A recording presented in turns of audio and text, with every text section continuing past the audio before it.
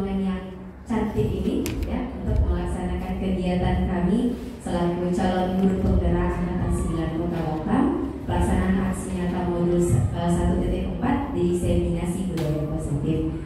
Tidak lupa pula salawat dan salam kita aturkan kepada junjungan Nabi besar Muhammad SAW yang telah membawa kita dari zaman kegelapan ke zaman yang terang benderang penuh dengan teknologi seperti zaman sekarang ini. Baiklah, pertama-tama saya mengucapkan terima kasih kepada Bapak Iwanda selaku Kepala Sekolah Dasar Negeri 006 Batu Haji yang telah memberikan kami kesempatan untuk melaksanakan diseminasi budaya positif beserta rekan-rekan guru yang hebat yang berpartisipasi dalam kegiatan hari ini. Semoga apa yang kami sampaikan menjadi ilmu untuk kita semua, saling berbagi dan saling berbagi pengalaman serta saran kritik untuk kami membangun ke depannya nanti. Kami minta sedikitlah kata sambutan dari Bapak selaku Kepala Sekolah sebelum saya memulai, maaf Bapak Ibu ya, memberikan kata sambutan sepatah dua patah kata untuk permulaan kegiatan pada hari ini kepada Bapak Iwanda kami persilakan. Baik, Bismillahirrahmanirrahim. Assalamualaikum warahmatullahi wabarakatuh. Selamat siang dan salam sejahtera untuk kita semua. Alhamdulillah wa syukurillah, mari bersama-sama kita memanjatkan puji dan syukur kepada Allah SWT, Tuhan Yang Maha Esa, karena pada siang hari ini kita semuanya masih dalam keadaan sehat walafiat. Mudah-mudahan kita selalu dalam keadaan sehat semua. Pada kesempatan ini dan sebentar lagi kita mendengar materi yang disampaikan oleh calon guru penggerak angkatan ke-9 Kota Batam pada tahap pertama, yaitu tentang desensitisasi budaya positif yang dilaksanakan oleh calon guru penggerak di sekolah. Bapak Ibu, saya menyambut positif saja tentang kegiatan ini dari kita, untuk kita dan oleh kita. Artinya dari guru calon penggerak, oleh guru calon penggerak, dan untuk calon guru penggerak. Di sini saya ambil sedikit di segi positifnya. Terima kasih Bu Siska. Saya sudah 2 kali dan 2 hari mengamati Bu Siska ini.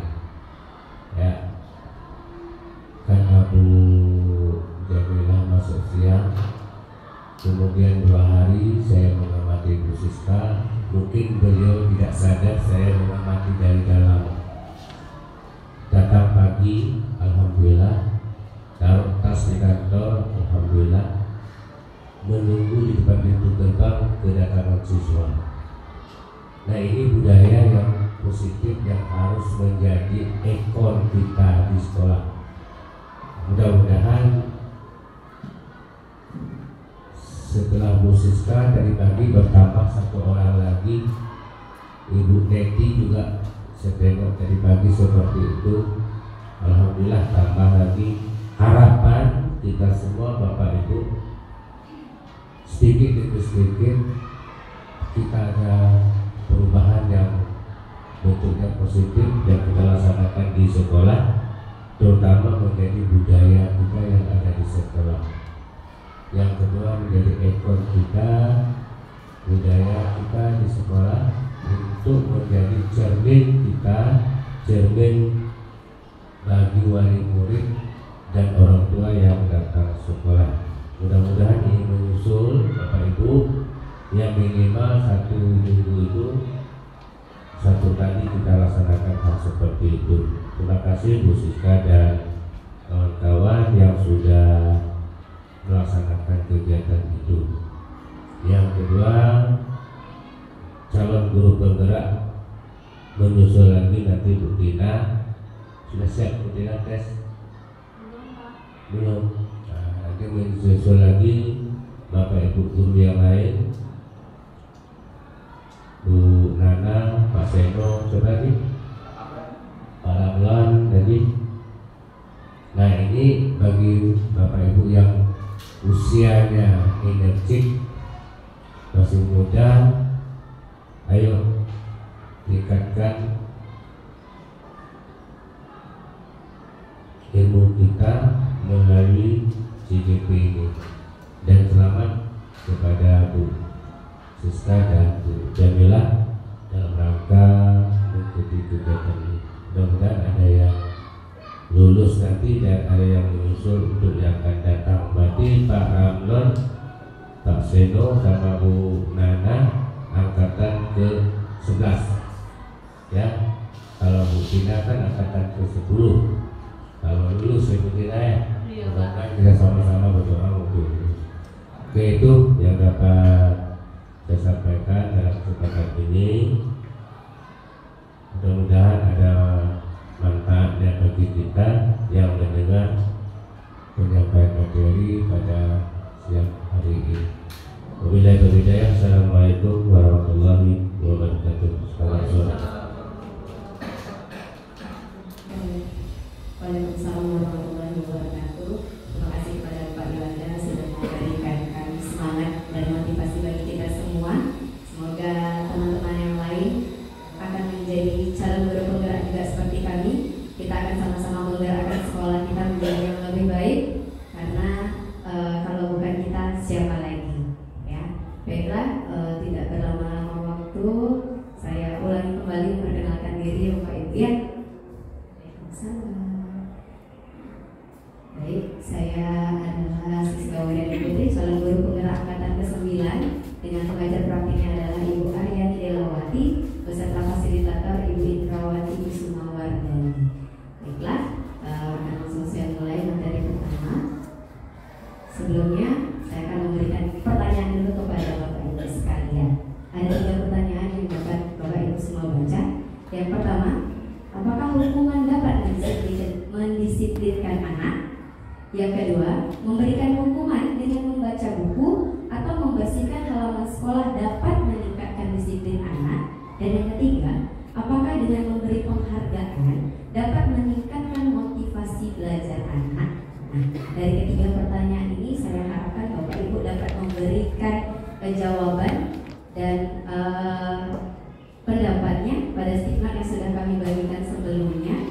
Ya, silakan Bapak Ibu bebas berpendapat menurut versi Bapak Ibu sekalian dengan 3 pertanyaan romantik ini. Pertama, saya ulangi ya. Apakah hukuman dapat mendisiplinkan anak? Yang kedua, memberikan hukuman dengan membaca buku atau membersihkan halaman sekolah dapat meningkatkan disiplin anak? Yang ketiga, apakah dengan memberi penghargaan dapat meningkatkan motivasi belajar anak?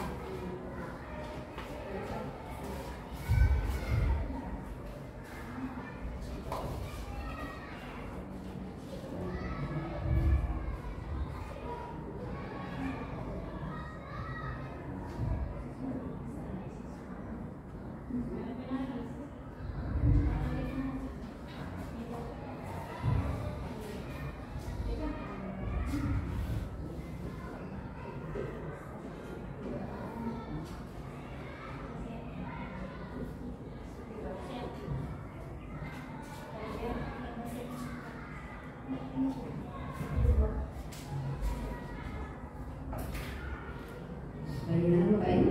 Sudah?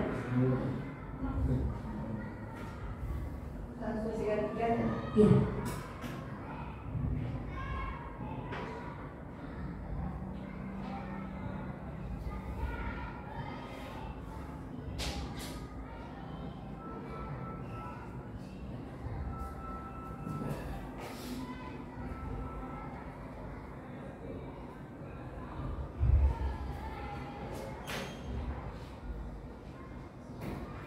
Sudah, Pak Seno mau memberikan pendapat? Boleh, Pak, silakan.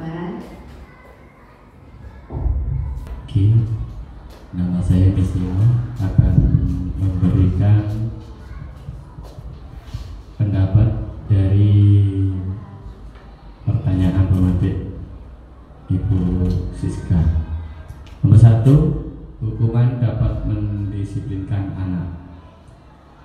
Menurut saya hukuman memang harus diberikan kepada siswa yang tidak mematuhi aturan, supaya karena di sini kita ini sebagai pengajar dan juga mendidik anak supaya menjadi anak yang disiplin, maka hukuman itu harus diadakan. Yang kedua, memberikan hukuman itu ya memang harus hukuman yang mendidik dan juga tidak terlalu memberatkan, supaya anak itu termotivasi untuk bersikap disiplin.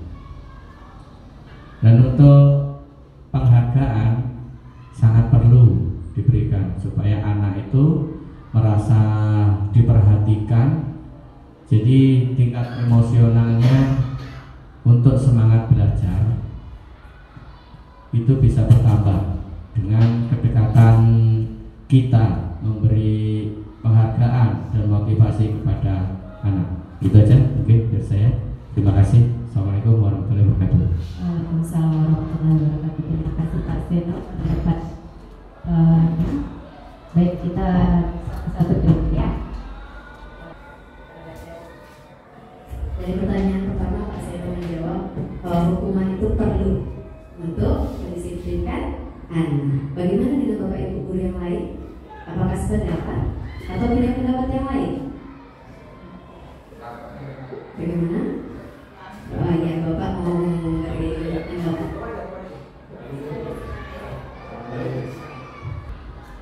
Tadi saya setuju juga dengan Pak Seno, tapi saya juga ingin menambahkannya. Hukum dapat mendisiplinkan anak. Kenapa saya katakan seperti itu? Karena kita bisa menghukum anak, tapi secara positif, ya, dengan tidak cara fisik atau menghukum, tapi kita menghukum secara positif dan berinovasi, ya, dengan contoh cara kita memberikan dia hafalan perkalian. Contohnya kamu tidak mengerjakan tugas. Nah, dia menghafal perkalian itu, tapi dengan cara sambil bernyanyi. Contohnya 2 kali 3 sama dengan 6. Jadi setiap dia tuh menghafal perkalian itu tentu tumbuh inovasi dan semangat dia maunya gitu. Jadi kalau seandainya kita suruh dia menghukum, kamu hafal perkalian 2 kali 1, 2 kali 2, 4, 2 kali 3, ya. Seolah-olah dia tertekan. Menegangkan. Jadi apa salahnya? Ya boleh kita menghukum, tapi dengan cara yang positif yang saya ungkapkan tadi. Oke. Itu aja, terima kasih Bu. Beri tanggapannya. Baik Bu Siska. Baik Bapak. Pertanyaan yang menarik ini. Ya, satu, hukuman dapat mendisiplinkan anak, itu. Kemudian yang kedua, kemudian yang ketiga.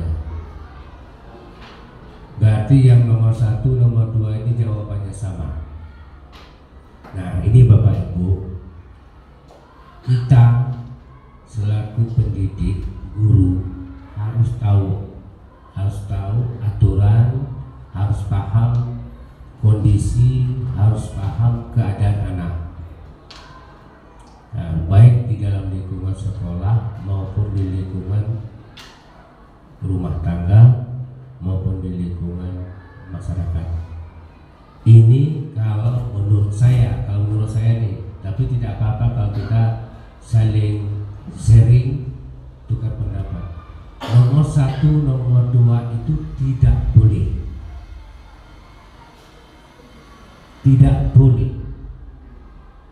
Senakal apapun siswa, sesalah apapun siswa yang berada di dalam lingkungan pendidikan, khususnya di sekolah, anak tidak boleh kita hukum.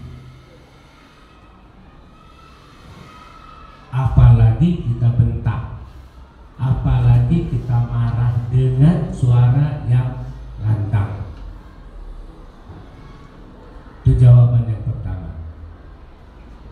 bahasanya ketika kita hukum anak, kita bentak anak, kita marah pun anak, terekam di otak anak, terekam di pikiran anak, mengakibatkan anak itu tertimbulnya di dalam dirinya adalah dendam, kemudian teringat sampai kapanpun. Ya, jawaban singkat saja seperti itu. Berarti tidak boleh kemudian terekam di dalam otak anak, kemudian anak menjadi sifat dendam. Ada sifat dendam. Itu yang 1 dan 2 jawabannya. Yang ketiga, boleh kita memberikan penghargaan kepada anak untuk meningkatkan motivasi anak. Satu hal yang kita berikan kepada anak, tidak ada timbang tindih. Artinya tidak ada perbedaan anak yang ada di dalam suatu ruang kelas itu. Siapapun dia, bagaimanapun dia, perempuan atau laki-laki, bagaimanapun keluarganya dan sebagainya, itu boleh kita beri penghargaan sebagai motivasi bagi anak. Begitu. Terima kasih. Bapak ya, itu tadi pendapat dari Bapak ya, Pak Sekolah. Tadi ada ya, tadi sudah ada 2 dari rekan kita dan dari kepala sekolah kita ya memberi pendapatnya. Kalau tadi Pak Seno dan Pak Amin mengatakan bahwa hukuman itu boleh, Pak Amin menambahkan asalkan hukumannya dalam bentuk yang positif. Sedangkan dari Bapak Pak Yolanda adalah bahwa tidak boleh kita memberikan hukuman kepada anak murid apapun alasannya. Nah, dari pertanyaan-pertanyaan ini apakah ada pendapat yang lain sebelum saya melanjutkan? Bu Tina, boleh silakan Bu Tina. Oke, baik, terima kasih. Kebetulan tadi pun saya menulis untuk pertanyaan nomor 1 dan 2, saya menjawabnya tidak setuju karena hukuman itu kita pun tidak bisa menentukan kedisiplinan anak itu bisa disiplin setelah kita berikan hukuman. Contohnya anak yang datang terlambat, kita suruh membersihkan lingkungan, besoknya dia datang terlambat lagi, belum pasti dia nanti, oh dia karena saya takut dihukum, saya akan datang lebih awal. Kenyataannya kita tuh harus tahu juga ada beberapa faktor yang dapat menyebabkan anak tersebut itu terlambat datang ke sekolah. Bisa faktor dari diri sendiri atau faktor dari luarnya, misalkan dari keluarganya ataupun dari lingkungan sekitarnya. Nah, untuk yang ketiga itu saya setuju karena reward yang kita berikan itu sangat memang memberikan dapat meningkatkan motivasi belajar anak. Contoh, ketika anak itu mendapatkan nilai 100, wah kamu hebat sekali anak ya. Ataupun misalkan anak yang mendapatkan nilai 50, tetap kita berikan reward. Oh tidak apa-apa nak 50, yang penting itu hasil dari kamu sendiri. Pasti dia, oh berarti saya harus bisa lebih baik dari 50 supaya saya mendapatkan penghargaan yang lebih dari ucapan selamat ataupun yang sesimpel itu aja rewardnya. Mungkin itu saja dari saya. Terima kasih. Baik, terima kasih Bu Tina. Hampir sama jawabannya dengan Bapak ya. Baik, tadi dari beragam jawaban yang diberikan Bapak Ibu hebat ya. Ini adalah pertanyaan pemantik yang akan dijawab pada materi yang akan kita bahas pada hari ini. Jadi disimpan dulu, kita belum menuju kesimpulan. Ya, di akhir akan kita simpulkan. Baiklah, karena tadi sudah kita menjawab beberapa pertanyaan pemantik, supaya kita semangat, kita akan melakukan tepuk semangat. Tapi kalau tepuk semangat biasa kan semangat itu saja kan. Jadi saya minta Bapak Ibu ikuti gerakan saya. Semua mohon izin Bapak Ibu kita berdiri terlebih dahulu. Maaf Bapak. Tepuk semangat. Kalau sudah tahu nanti Bapak Ibu gerakannya ya.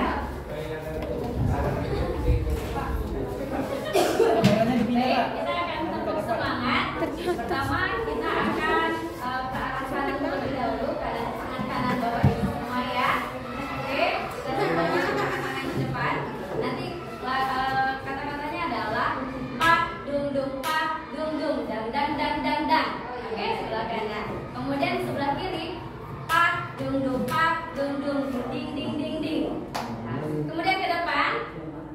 dung dung pak, dung dung dung dung dung dung dung. Oke?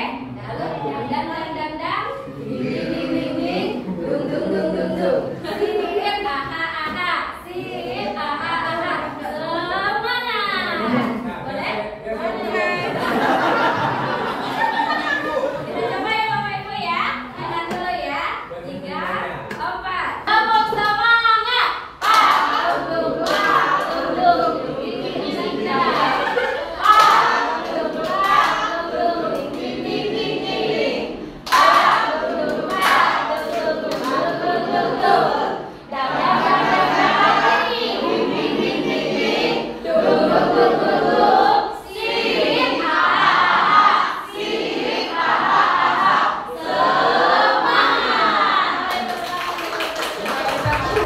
Terima kasih Bapak Ibu sudah bersemangat. Kita mulai lagi ya.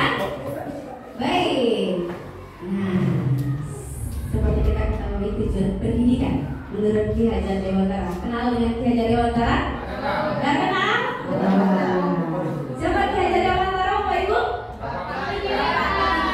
Dan Bapak Pendidikan Indonesia. Ya, Ki Hajar Dewantara sudah menyatakan tujuan pendidikan adalah menuntut semua kodrat yang ada pada anak sehingga mereka mencapai keselamatan, kebahagiaan yang setinggi-tingginya baik sebagai manusia maupun anggota masyarakat. Di garis bawahi bahwa tujuan pendidikan yang diterapkan oleh Ki Hajar Dewantara adalah agar anak didik kita mencapai keselamatan dan kebahagiaan. Nah, dalam prosesnya sebagai manusia dan anggota masyarakat, sehingga kita sebagai guru, pengajar dan pendidik, kita jangan melupakan kodrat anak. Di mana kodrat anak itu ada dua, yaitu kodrat alam dan kodrat zaman. Di mana kodrat alamnya disesuaikan dengan lingkungan yang ada di sekitar anak. Jadi kalau anak-anak berada di daerah, misalnya daerah kita nih, laut, biasanya anak-anak itu senang apa? Berenang, ya kan? Ini jangan dibatasi, biasanya mereka berenang karena memang alam mereka seperti itu. Mereka menikmati masa kembang mereka dengan lingkungan yang ada di sekitarnya. Kemudian kodrat zaman, tidak akan sama anak-anak di zaman kita yang dulu, ya, dengan zaman yang sekarang. Jadi kalau kita dulu pegangnya apa? Tapel. Apa lagi? Karet, ya. Nah, kalau sekarang anak-anak pegangnya handphone. Nah, karena apa? Zamannya sudah seperti itu. Tugas kita apa? Tinggal melakukan pembatasan, mengenalkan juga anak-anak dengan permainan-permainan tradisional. Jadi mereka tidak melupakan zamannya dan berkembang mengikuti alur zaman mereka. Baik. Berikutnya, apa itu budaya positif? Nah, ini kan saya sudah sampaikan tadi bahwa diseminasi saya adalah mengenai budaya positif. Budaya positif adalah nilai atau keyakinan dari kebiasaan-kebiasaan di sekolah yang berpihak kepada peserta didik atau murid sehingga murid menjadi pribadi yang bijaksana dan bertanggung jawab. Apa saja yang bisa kita lakukan? Nah, sebelumnya pertanyaan kembali seperti pertanyaan awal. Kenapa sih peserta didik itu tidak disiplin? Padahal ya, kita sebagai guru tidak mungkin tidak mengajarkan disiplin kepada anak. Betul Bapak Ibu? Betul. Segala macam cara kita lakukan kan? Nah, tapi kenapa masih ada anak yang tidak disiplin? Ya misalkan anak guru aja lah, ya. Saya akui saya juga kurang disiplin, ya kan Pak? Ya, saya akui saja. Ya, nah kenapa hal itu bisa terjadi? Kenapa anak-anak tidak disiplin? Ternyata anak-anak itu punya kebutuhan dasar sebagai manusia. Nah, ya, Bapak Ibu bisa lihat William Michel mengatakan bahwa terdapat 5 kebutuhan dasar manusia. Yang pertama, kebutuhan kasih sayang dan rasa diterima. Yang kedua adalah kebutuhan kekuasaan. Yang ketiga, kebutuhan kesenangan. Yang keempat, kebutuhan kebebasan serta kebutuhan bertahan hidup atau survival. Ya, nah dari kelima kebutuhan dasar ini, coba kita lihat sama-sama. Bapak Ibu ingat ya, Yang pertama apa? Kasih sayang dan rasa diterima. Yang kedua, kebutuhan kekuasaan. Yang ketiga, kesenangan. Yang keempat, kebebasan. Dan yang kelima adalah bertahan hidup. Saya punya pertanyaan berhubungan dengan kebutuhan dasar yang tadi. Ada 4 ilustrasi yang saya berikan. Bapak Ibu boleh buatkan di stick note-nya untuk 4 ilustrasi ini sesuai dengan kebutuhan yang mereka tampilkan pada ilustrasi. Jadi yang pertama, aku senang main kejar-kejaran dengan ibu guru, seru. Nah, kira-kira itu kebutuhan dasar apa yang anak butuhkan? Silakan tuliskan di stick note-nya pernyataan pertamanya. Ayo Bapak Ibu. Yang pertama itu kebutuhan apa? Kasih sayangkah dia? Kebebasankah dia? Penguasaankah? Kesenangan atau bertahan hidup? Dari ke-5 kebutuhan dasar tersebut untuk ilustrasi yang pertama, itu yang mana? Sudah Bapak Ibu?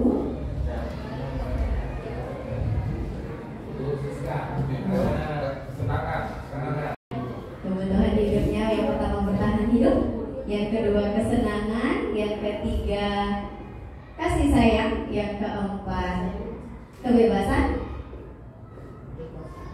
yang kelima penguasaan. Nah, dari 5 ini ilustrasi yang pertama termasuk kebebasan mana yang diinginkan oleh anak?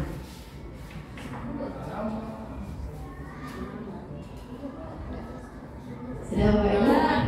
Peta habis waktu. Oke, sabar, tahan dulu. Yang kedua, ilustrasi yang kedua, ibu kejar aku karena ibu guru sayang aku. Nah, yang mana tuh? Boleh ya, tulis sekaligus mantap. Yang kedua, kebutuhan dasar yang mana itu? Bertahan hidup kah? Kesenangan, kasih sayang, kebebasan, atau penguasaan? Kok hebat kan? Penguasaan. Ditulis dulu Bapak.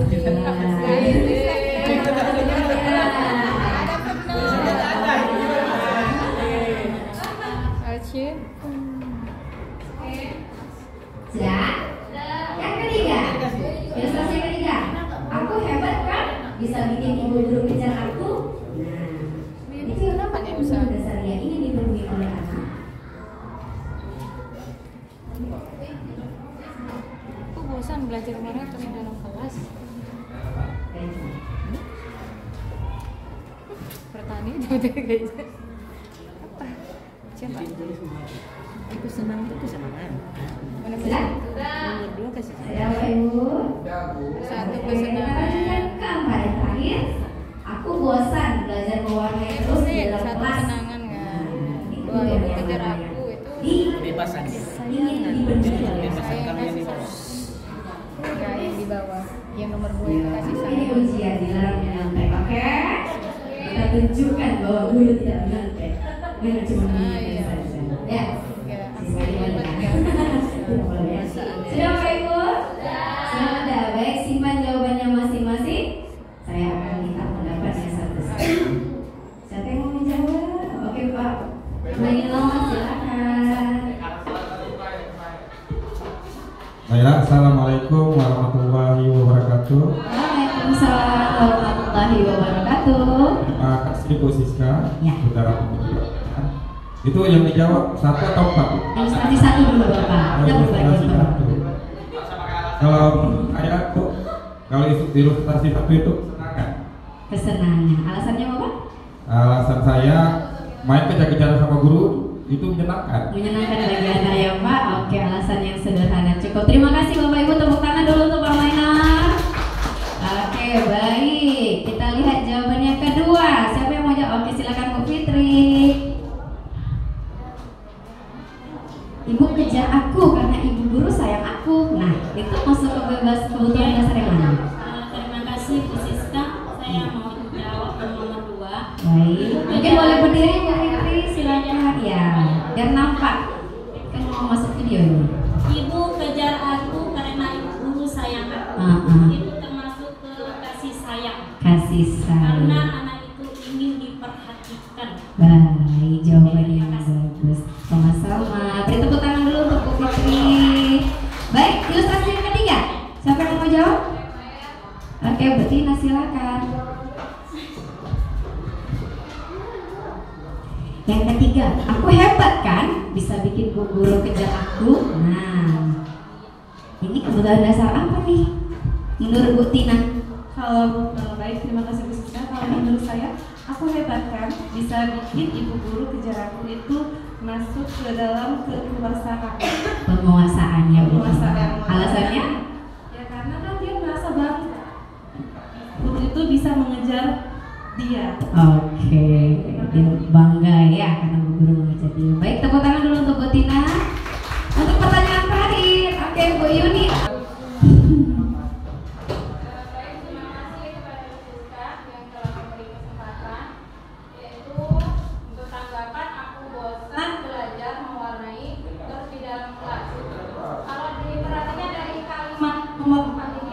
Untuk kalimat ada tekanan terhadap siswa, biasanya seakan-akan dia tertekan. Ya. Jadi saya lebih mengarah kepada kebebasan. Kebutuhan dasar, kebebasan. Baik, jawabannya yang bagus dan alasannya. Tepuk tangan dulu untuk Bu Yogi.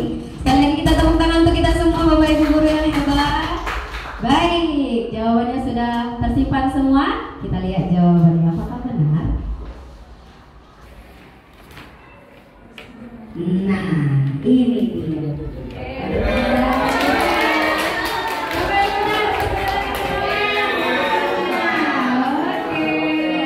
Yang kedua, kebutuhan kasih sayang. Yang ketiga, kebutuhan penguasaan. Dan terakhir, kebutuhan kebebasan. Sudah semua?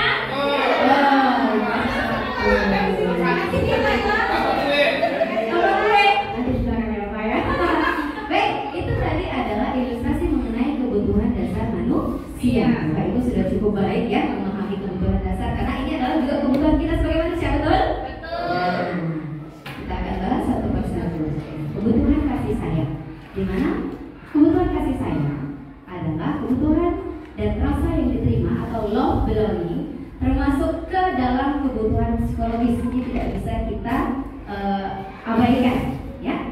Pada dasarnya anak-anak memiliki kebutuhan dasar kasih sayang dan rasa diterima yang tinggi, ingin disukai dan diterima oleh lingkungannya dengan baik. Terlihat bukan anak-anak kalau kita puji di depan kawan-kawannya senang kan?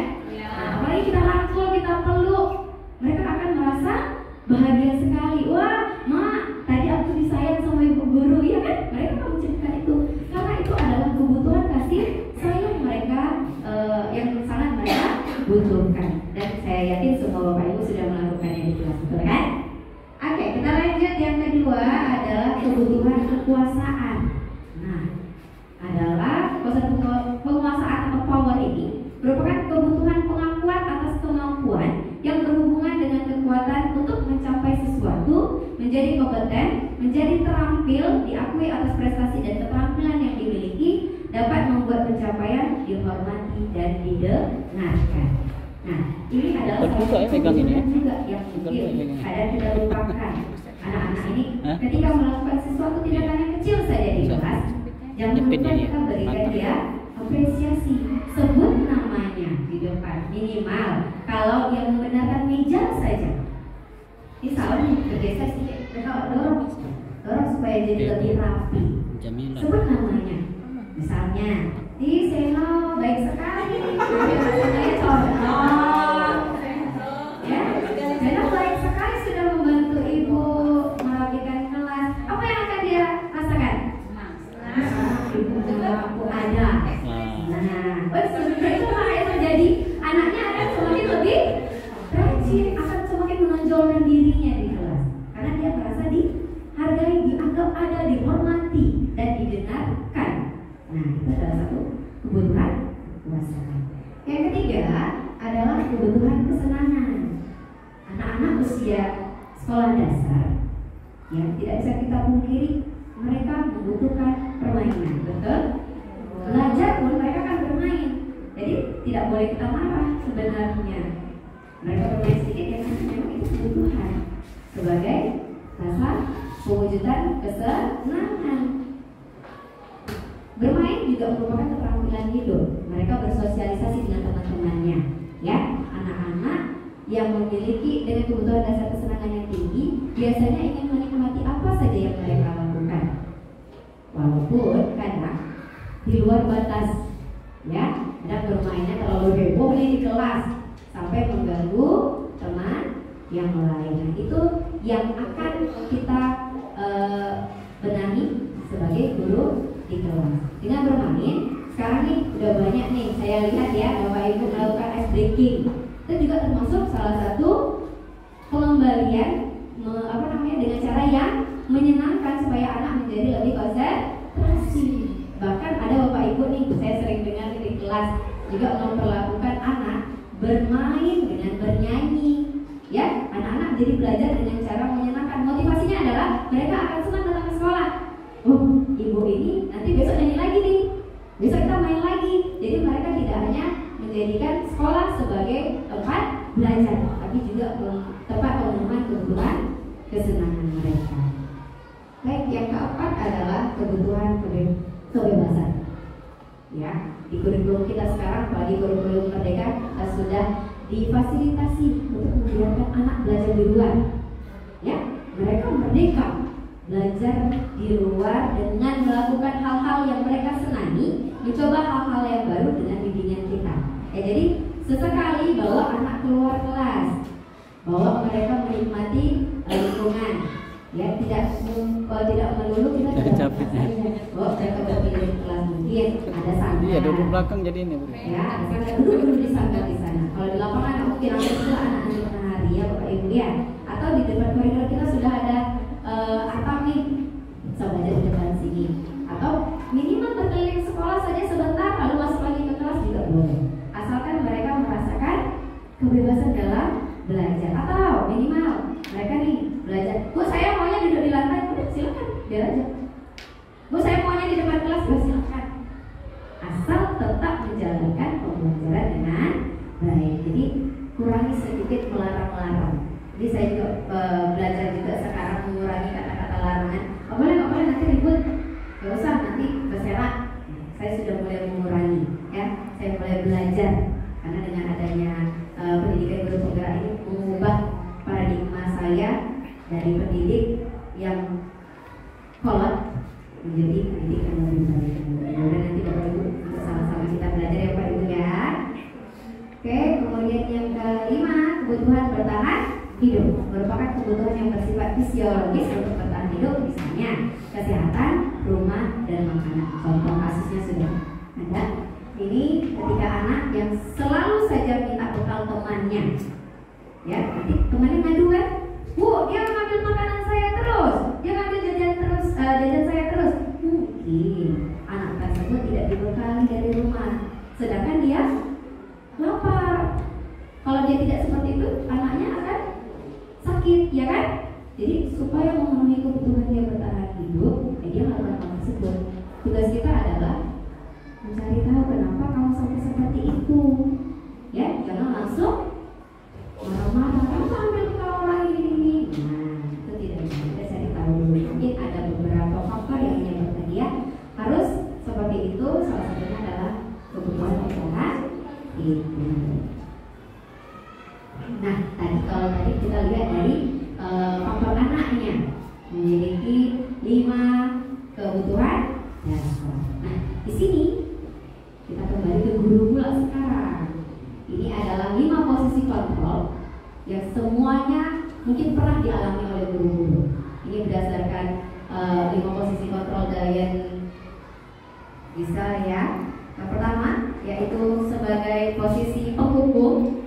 Yang kedua, posisi pembuat rasa bersalah. Boleh dicatat Bapak Ibu, kembali revisi kembali. Ya. Yang ketiga, posisi teman. Yang keempat, posisi pemantau. Dan yang terakhir adalah posisi manajer.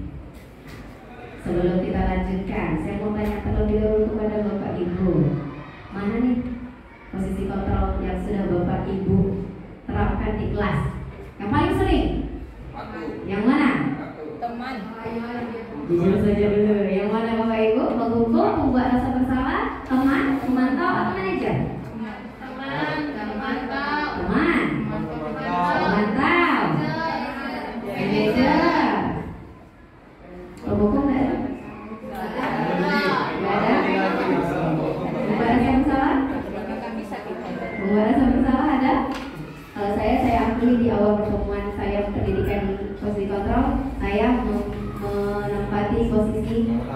lapangan kedua dan yang ketiga. Saya jujur. Kalau ada apa-apa saya kasih hubungan kepada anak-anak. Sedikit saya salahkan anak-anak. Ya. Yang ketiga. Yang ketiga, perumahan itu pastinya. Ya. Kalau untuk pemantau dan manajerial ini sedang saya pelajari sekarang. Ya. Baik, kita akan lihat dulu. Ada kembali pertanyaan untuk Bapak Ibu. Ini siapa nih kira-kira posisi mana yang mengatakan ini? Ada dua ilustrasi kalimat ini. Saya kecewa sekali dengan kamu. Ini posisi kontrol yang mana? Sebagai penghukum, membuat rasa bersalah, teman, tulis di sticky note dulu. Ya, sebagai pemantau atau sebagai manajer. Yang pertama, saya kecewa sekali dengan kamu. Dan yang kedua, sekarang kamu keliling lapangan sebanyak 2 kali. Yang mana?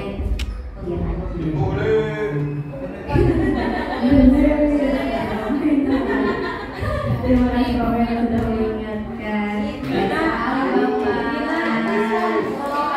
Oke, kita lihat. Sudah semua? Sudah. Siapa yang mau menjawab yang pertama? Bu Nana, yang dulu. Silakan Bu Nana. Bismillah. Saya akan menjawab pernyataan yang pertama. Saya kecewa sekali dengan kamu. Nah, dengan ucapan yang ini akan menimbulkan rasa bersalah di dalam hati anak. Dia akan berpikir, ih, ibu sudah kecewa karena saya. Ih, ibu udah sedih gara-gara aku. Dia jadi merasa bersalah. Jadi ini adalah membuat rasa bersalah. Baik, terima kasih Bu Nana jawabannya dan penjelasannya yang menurut saya cukup puitis, hampir menangis saya ya. Entah itu puitis atau curhat pribadi, entahlah ya. Baiklah, dari jawaban Bu Nana, beliau menjawab posisi kontrolnya adalah membuat rasa bersalah. Ada yang beda pendapat? Halo Pak, saya masih bahas yang pertama, Bapak sabar. Ada yang berbeda pendapat dengan Bu Nana? Tidak ada? Sepakat? Oke, kita kunci jawabannya ya. Yang kedua, sekarang kamu keliling lapangan sebanyak 2 kali. Yang belum boleh Bapak. Bu Neti silakan, yang senyumnya manis sekali.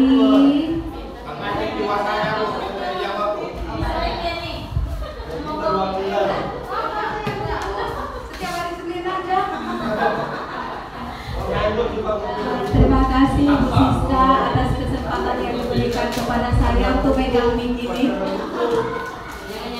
Ya, untuk yang kedua ya. Sekarang kamu keliling lapangan sebanyak 2 kali. Itu termasuk kontrol.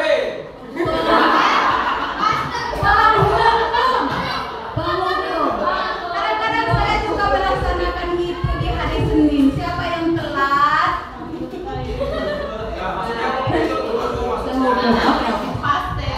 Terima kasih Bu Neti, jawabannya sekaligus pengakuan dosa ya. Setiap Senin. Iya. Gak apa-apa, lebih baik kita jujur ya Bapak Ibu ya. Baik, ada yang sepakat dengan jawaban Bu Neti? Boleh tekan tombol sekarang. Kita lihat jawabannya. Jeng jeng jeng. Iya, yang kalimat pertama tadi membuang membuat kata bersalah, membuat anak. Oh iya, aku jadi salah, aku jadi salah. Yang kedua, ini sebagai posisi penghukum. Sudah jelas sekali tadi ada hukuman di dalamnya. Nah, berbicara tentang hukum sesuai dengan pengantin kita tadi, ya. Ternyata sebenarnya tadi sudah disampaikan ya dari Pak Amin ada hukuman yang positif katanya. Benar atau tidak kita di pertemuan apa namanya selanjutnya tidak sekarang juga ya. Baik, kita akan menjelaskan sedikit mengenai posisi-posisi. Kenapa ya? Oke, iya, saya coba ini ada nonton video sedikit, kita nonton video sedikit ya. Iya, lupa saya. Ini adalah ilustrasi ya yang terjadi di sekolah. Perhatikan yang baik.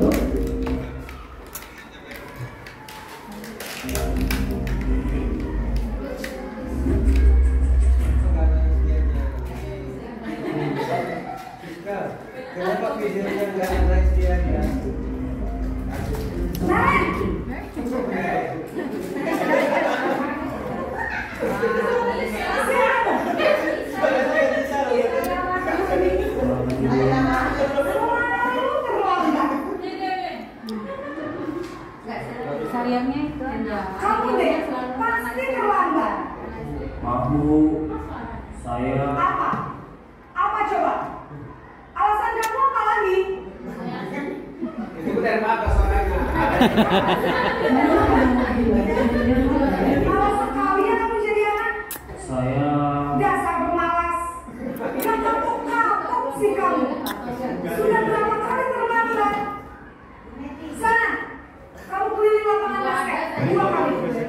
Kenapa saya harus beli lapangan basket Bu? Kenapa?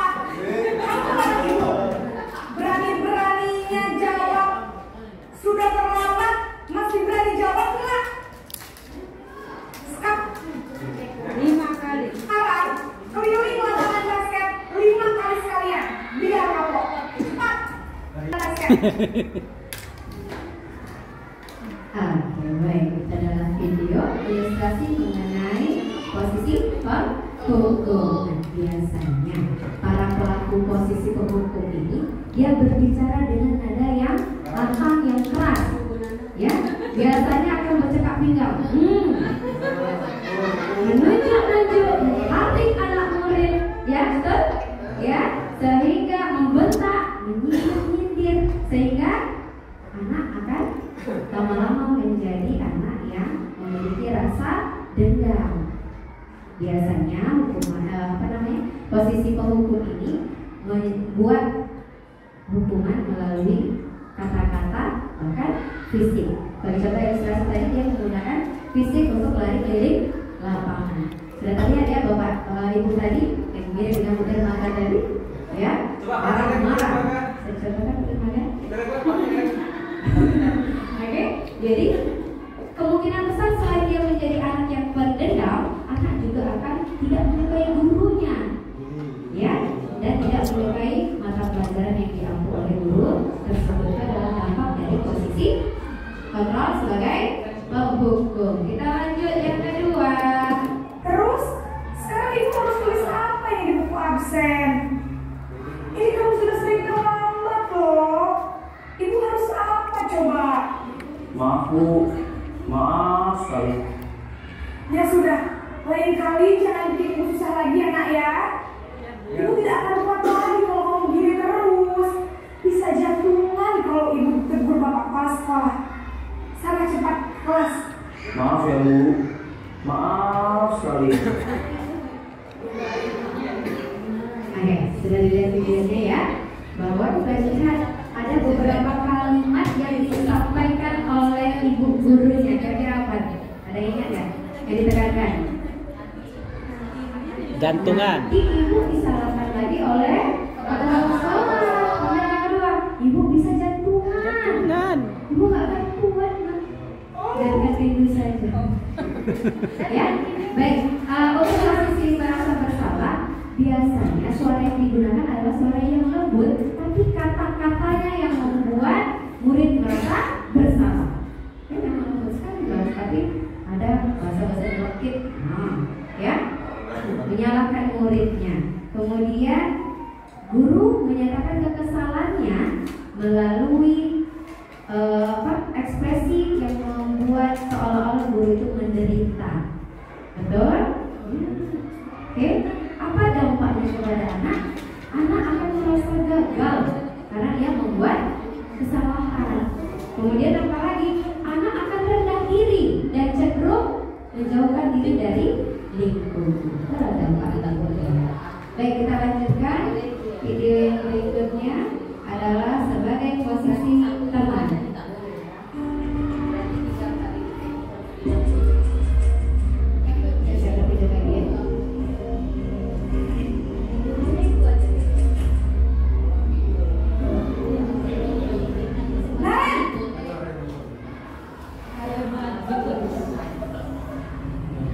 Selamat pagi Bu. Wah, sudah jam berapa ini nak? Terlambat lagi ya sayang. Iya Bu, habis ibu saya lupa membangunkan saya Bu. Kamu malah menyalahkan ibu kamu. Kamu bukannya anak yang paling kencang. Kok terlambat sih? Iya Bu, saya memang terlambat bangun tadi. Jadi biarpun saya lari kencang tetap gak kekejar Bu. Ya sudah sana, nanti lain kali larinya lebih kencang lagi ya, biar gak terlambat lagi, bikin seneng ibu demi ibu, bisa kan? Bisa Bu. Ya sudah sana masuk kelas, ibu beresin urusan absen kamu. Kamu ini ada-ada saja. Oke, itu adalah posisi kita sebagai teman, ya. Nah, di sini sebagai posisi sebagai teman ini, guru cenderung ramah kepada anak muridnya dan lebih senang bersenda gurau, ya, untuk menghangatkan suasananya. Apa dampaknya? Oke, dampaknya secara tidak langsung kita membuat murid tersebut berketergantungan dengan kita. Dia nggak akan kadang anak ini nggak akan mau dengan guru yang lain, ya kan? Karena kelakuannya nggak sama dengan guru yang memposisikan dia sebagai teman. Kemudian murid tidak bisa menjadi mandiri. Dia akan butuh bantuan guru yang bersangkutan untuk melakukan sesuatu. Itu dampaknya. Kemudian kita lanjutkan posisi yang berikutnya. Yang keempat yaitu posisi pemantau.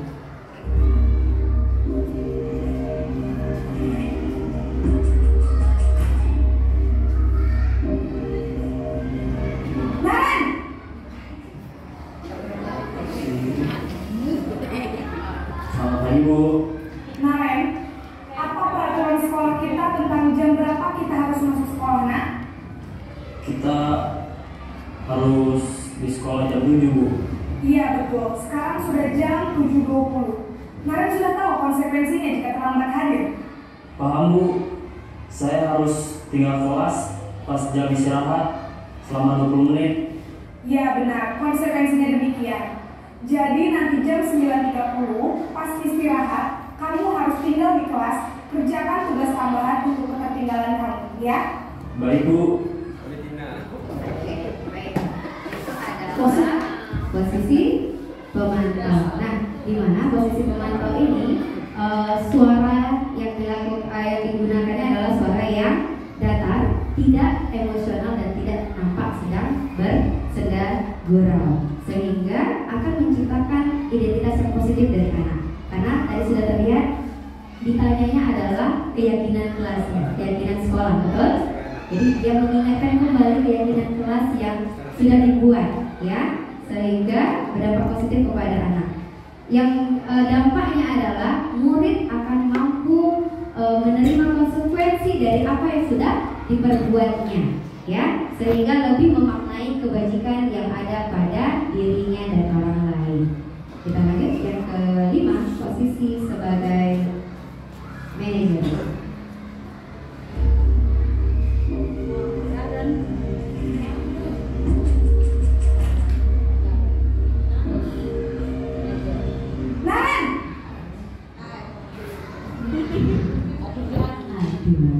Selamat pagi Bu. Selamat pagi Naren. Maaf Bu, saya terlambat.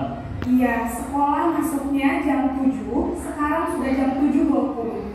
Jadi sekarang bagaimana ini Naren? Maaf Bu, saya lupa setel alarm saya semalam. Baiklah, menurut kamu, keyakinan sekolah yang mana yang perlu kamu tingkatkan? Menghargai diri sendiri dan orang lain mungkin ya Bu. Setuju. Jadi, apakah Naren meyakini prinsip saling menghormati tersebut? Iya Bu, saya meyakininya. Apakah Naren bersedia memperbaiki masalah keterlambatan ini? Bersedia Bu. Bagaimana kamu akan memperbaiki masalah keterlambatan ini? Saya akan coba untuk tidak lupa menyetel alarm saya Bu. Baik, kalau Naren lupa menyetel alarm di rumah, ada orang yang kira-kira bisa bantu mengingatkan tidak? Ada Bu, kakak saya, Kak Emma. Ada lagi selain Kak Emma? Selain Kak Emma, ada ibu saya. Baik, jadi yang mengingatkan Naren adalah Kak Emma dan ibu kamu ya? Kira-kira akan mulai setel alarm kapan nih Naren? Setelah pulang sekolah, akan segera saya lakukan. Baik, jadi Naren akan setel alarm untuk bangun besok pagi dan akan diingatkan oleh kakak dan ibunda Naren ya. Ada lagi yang mungkin perlu dilakukan Naren agar tidak terlambat bangun lagi? Tidak ada, Bu. Baik Naren, terima kasih untuk kerjasama kamu. Sekarang kamu perlu kembali ke kelas untuk belajar. Baik Bu, terima kasih. Itu adalah ilustrasi posisi manajer, di mana posisi manajer ini guru akan bersuara lebih netral, tidak emosi dan tidak terlalu ramah serta juga tidak bernada tinggi, sehingga sama seperti pemantau tadi akan menciptakan identitas yang positif ya, karena di sini ada proses pengingatan. Jadi anak bisa secara mandiri tahu apa yang dilakukannya, kemudian secara percaya diri dapat menyelesaikan masalah. Baik, mengenai budaya positif, demikian itu dari saya. Akan dilanjutkan oleh rekan saya Ibu Jamila. Terima kasih atas perhatian Bapak Ibu. Saya ucapkan Assalamualaikum warahmatullahi wabarakatuh. Silakan Mas. Permisi ya Bu. Ya. Silakan duduk dulu. Kasih Bu. Apa kabar Siska? Alhamdulillah baik. Siska, lagi habis upacara. Bu Iket kan memeriksa buku. Jadi beliau melaporkan kepada Ibu kalau bukunya Siska panjang. Apa benar? Iya Ibu. Maaf ya Bu. Boleh tahu alasannya kenapa Siska bisa bukunya panjang? Iya Ibu, saya lupa memotong kuku Bu. Terus tadi pagi juga buru-buru ke sekolahnya Bu, takut terlambat, jadi tidak sempat memotong kukunya Bu. Baik Siska, memang kadang kalau kita buru-buru kita tidak sempat untuk memotong kuku ya. Menurut Siska yang Siska lakukan itu baik atau tidak? Tidak Ibu. Nah, menurut Siska apakah yang Siska lakukan itu sesuai dengan yang dimaksudkan? Tidak. Apa keyakinan kelas yang kita lakukan? Mungkin tidak bertanggung jawab dan disiplin gitu. Tidak bertanggung jawab dan disiplin. Oke, Ibu senang sekali Siska sudah memahami apa keyakinan kelas yang Siska lakukan. Baik, sekarang menurut Siska apa yang bisa Siska lakukan untuk memperbaikinya? Mungkin pada hari Minggu saya akan segera memotong kuku Ibu dan bangun lebih pagi supaya tidak buru-buru ke sekolahnya, sehingga saya dapat datang ke sekolah dengan lebih rapi lagi Ibu. Oke, bagus. Ibu harapkan nanti Siska bisa menjalankan apa yang sudah Siska rencanakan dan tetap melanjutkan apa keyakinan-keyakinan yang sudah Siska yakini. Baik Ibu. Oke, sekarang silakan Siska kembali lagi ke kelas. Terima kasih Ibu. Assalamualaikum. Oke, Bapak yang tadi penjelasan dari kami mengenai budaya positif. Nah, untuk melihat sejauh mana pemahaman Bapak Ibu mengenai determinasi budaya positif ini, kita akan membuat kuis, ya. Kita akan menggunakan kuis ini. Bapak Ibu bawa handphone semua. Kita akan berkompetisi ya. Menggunakan kuis. Sebentar saya kirimkan linknya terlebih dahulu. Silakan join. Linknya sudah saya kirimkan di grup. Bisa masukkan nama.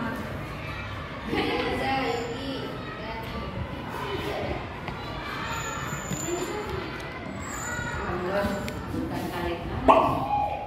Kita ada berapa ini? 8 besar seluruhnya 12 ya, 12 orang ya. Baru masuk 4 orang. Lelet. Nana Mirna, Pak Yogi, Bu Ayu, Bu dia mainnya jauh.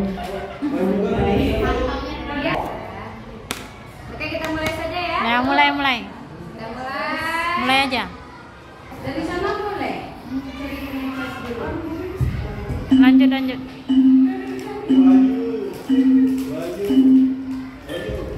Mulai.